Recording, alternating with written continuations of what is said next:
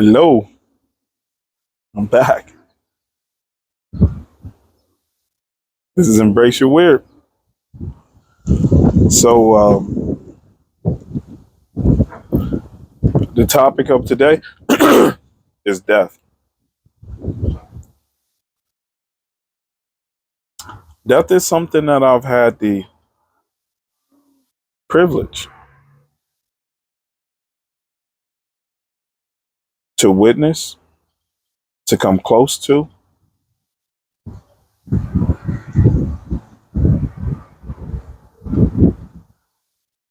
See, when you understand that you're going to die, then you know that you better know how to live. What I've noticed is that many people are afraid of death, and typically, if people are afraid of death, if you mention death, and people are afraid of death, that means they're not living the life currently that they want to live. They're not living the way that they want to live currently. If you're living the way you want to live currently and working towards that, it doesn't matter. You know that death is coming. So, growing up in the hood, uh, you definitely see death from overdoses, especially in the projects. Motherfuckers getting shot, all types of shit. So, we're going to talk about my friend Anthony. Actually, I had two friends named Anthony that died. We'll say Anthony 1. Anthony number 1, growing up, he was like my best friend. You know, we had got some rollerblades and shit when they were popular. We would play with our remote control cars up and down the little street, that we lived, and go to Easter church together and shit. And then as we started getting a little older, we just kind of drifted apart. I gravitated towards the cars. He started gravitating towards the streets. And the streets don't ever lose. The streets is and 100 billion. Streets don't ever lose, and you ain't remembered on the fucking streets. So he started gravitating towards the streets, and I remember I was young at this time. I was probably, I don't remember, 17, 16, 17, something like that. But I was helping my cousin's boyfriend out get fix his AC because AC wasn't cool, and this was in the summer, and this was in Uptown Harrisburg. And I'm pulling the AC out of the window to clean it. It's all clogged up in the back. The window ACs get clogged up. So I'm cleaning it. And I hear pop, pop, pop, pop, pop. Boom. I'm like, ooh, what the fuck is that? That was his name. We used to call him Booby. Ooh, what the fuck is that? He said, I don't know. So we go outside and we see people are walking in a certain direction. So we follow them people. We kind of go up the block a little bit and to the right. And there we see a car flipped over on his hood. Or, yeah, up on his roof. Flipped over on his roof. And the engine's revving and shit, and the horns like going off. And we try to figure out what the fuck's going on. So we go over there, and we get over there, and I look, blood everywhere. There was my friend Anthony 1 with a bullet shot in his motherfucking head. That's how a lot of that shit ends on the streets and that gang shit. My brothers didn't end well, neither did Anthony's. So seeing that, I knew I never had an affinity for any type of gangs, was drawn to any of that shit. But I knew I really had to work real hard to get out of that situation because that's what I was surrounded with. He died at 17 years old. Life done. And I ended up hearing the reason why he died. Come to find out, he was messing with a dude's chick, and the dude warned him to leave his girl alone. And Anthony didn't. He didn't take that dude's warning. And kept messing with that chick, meeting up with her and fucking her and doing all that they did. And dude scoped out his pattern, watched him, waited for him to come by on his routine. He was propped up against a telephone pole. And a telephone pole, the dude waited. A telephone pole right at a stop sign. As soon as Anthony got there, he let Anthony fuck up. So that was one of my first experiences with that.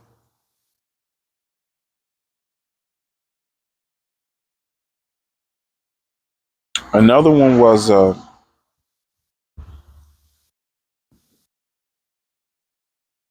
we used to call him Truck. His name was Ed. I played football with him. Ed he was like one of the best fucking running backs, man. Dude was no joke. Strong. He used to work out a lot, like real strong and shit. And he started gravitating towards the streets too. Like what generally happens in the hood, and I know it's different nowadays because it moves quicker, it's faster. But you only got like four or five choices in the hood.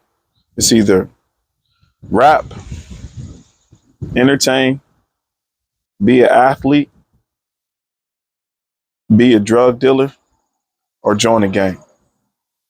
And I knew I wasn't any one of them. So those are generally your choices.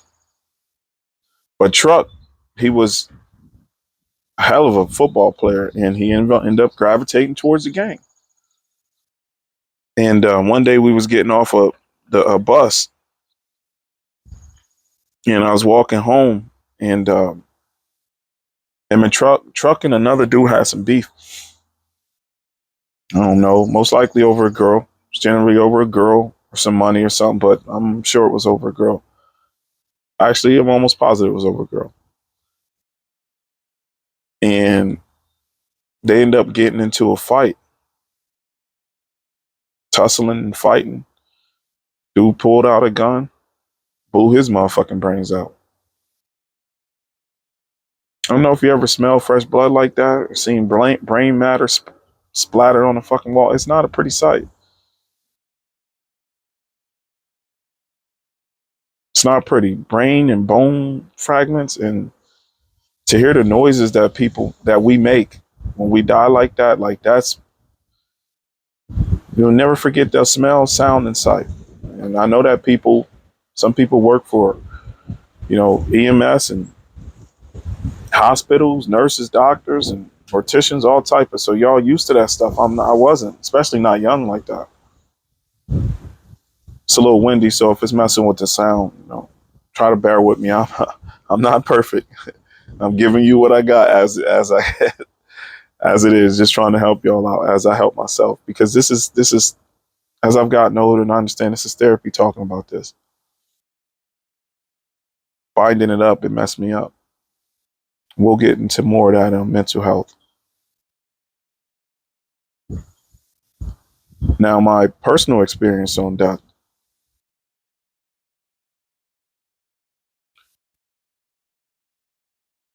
When I was 27 years old, I had a pea-sized lump under my throat right here. And I didn't think nothing of it. I had a cold, so I'm thinking it's just like, a swollen lymph node or something. Well, it didn't hurt or anything like that. It didn't bother me.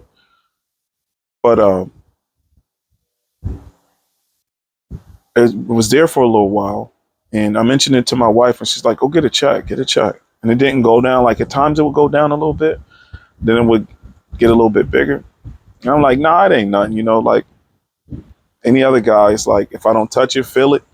If it gets smaller or don't hurt, then it's okay. It ain't nothing to worry about. And then finally, she's like, go get a check. Go get that shit checked. So I go to my doctor, and she checks it, and she's like, I really don't think it's anything to worry about. We'll monitor it. So we monitored it, and it actually went down a little bit, but it didn't go away. And I asked her, I said, she said, would you like to go to a specialist, to get it looked at? I said, yeah, I just want to make sure that it's nothing that I need to worry about for sure. So what we did was she scheduled me to an ear, nose, and throat doctor. She scheduled me with the ear, nose, and throat doctor, and we go see him, and he was like, "I don't think it's anything." He's like, "But we can monitor it." So we monitored it and went down a little bit. He's like, I said, "I want to make sure it's nothing." So he's like, "Okay, I'm gonna send you for a needle biopsy."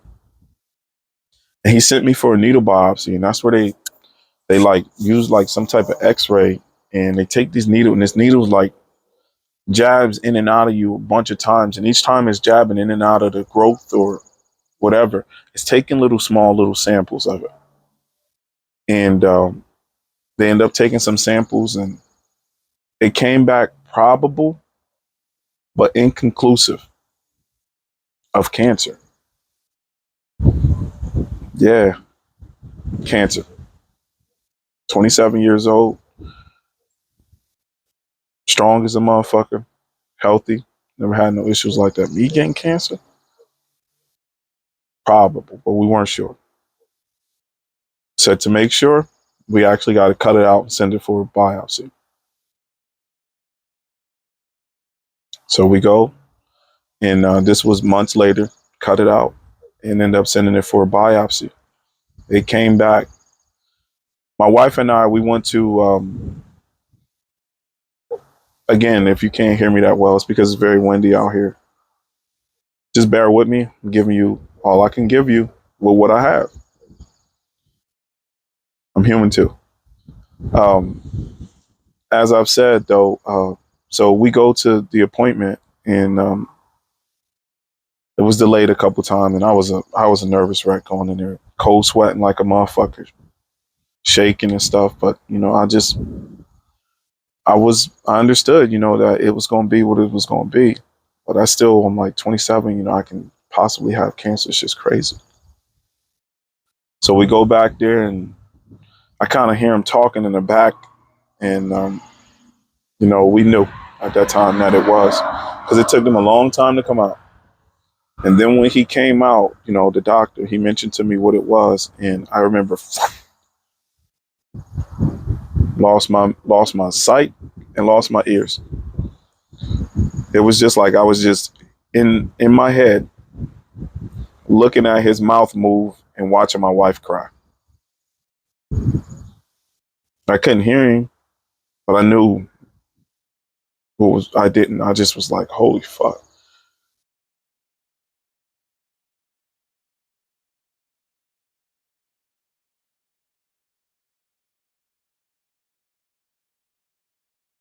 Like that for a while.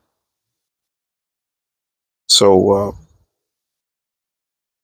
finally, once I started coming back, because he gave me some time, he said, "I'm gonna give you some time to think about it." I started kind of hearing what he said.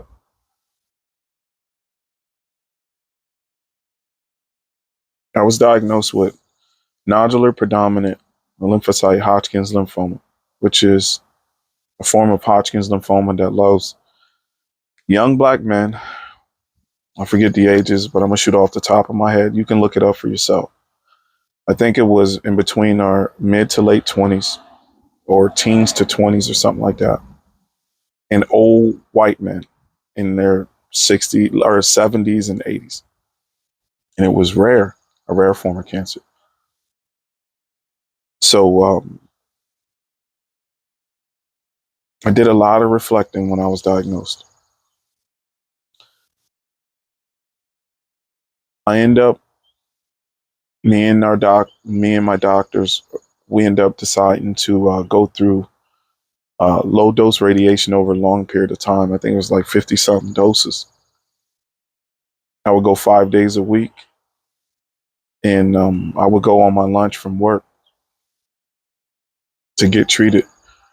It had a high curability rate. There was still possibility that I can die. And at that point, I started diving into death and dying books to learn a lot about death, to understand it as much as I can, because there was a possibility that I may be leaving this earth.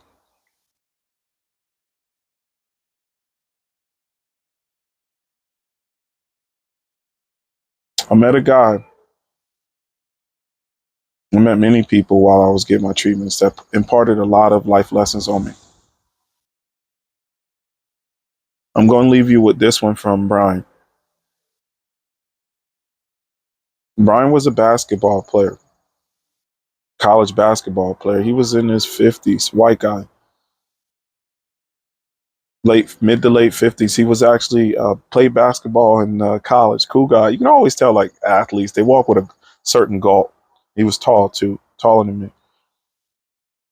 And when you would go get your treatments, it was really discreet. You know, you wore a band or some type of key tag. You would swipe it in and then go in the back and then put on your gown and then go out into the waiting room. And that would tell them that you're there. And we kind of befriended each other because I was really young. And he was wondering why I was in there. And I was wondering why he was there. And he was diagnosed with pancreatic cancer. And look it up. Pancreatic cancer is pretty much a death sentence for us because usually it's discovered so late that at that point, like the chances of curing it is like damn near, it's really, really hard.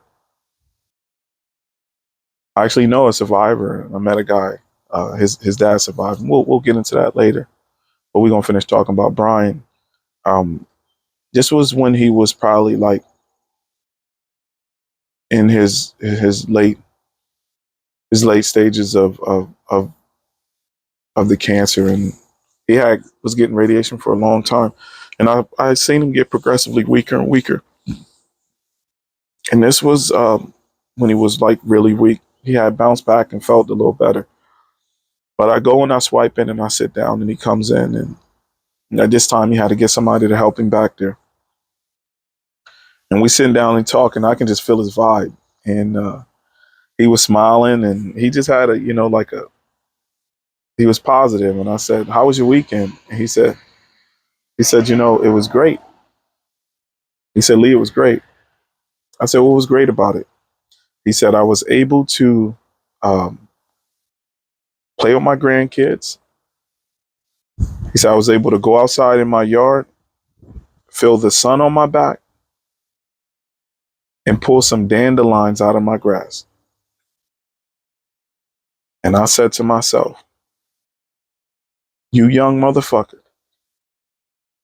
if you do not implement this lesson in your life, that this man is at the end of his life right now, and that he is happy over the simple things, you need to learn to enjoy the simple things right now." And I did,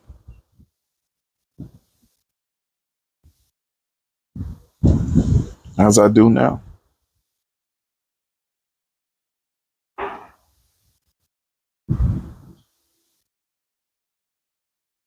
I'm so thankful for this life. That doesn't mean I'm like always in a good mood and happy skippy. I feel shit and get frustrated and angry at times, just like anybody else. But this shit is rare. When you realize that we are on a fucking speck of dust spinning in the middle of nowhere, not attached to anything, and we are a speck of dust on that speck of dust. Everybody you see is trying to figure this shit out. Nobody has it down pat. But when you know you're going to die,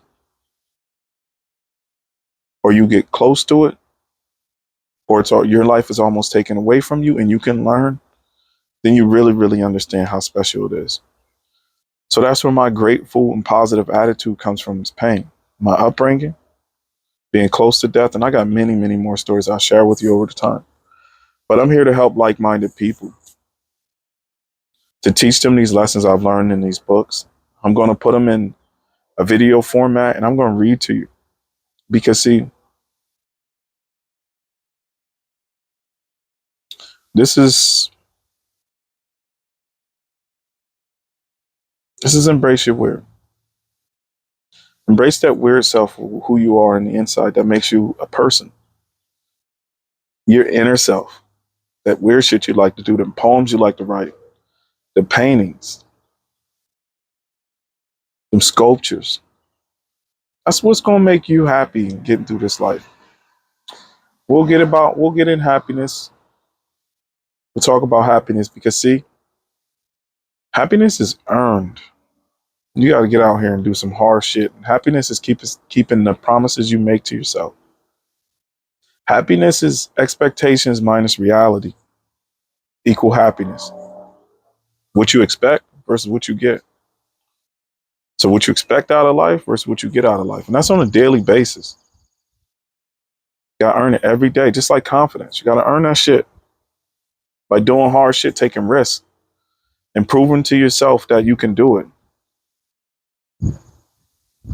So embrace whatever it is that you did when you were younger that made you happy. And if you're an adult and you're still doing it, more power to you because many people don't. Most people don't. We'll get into all of that.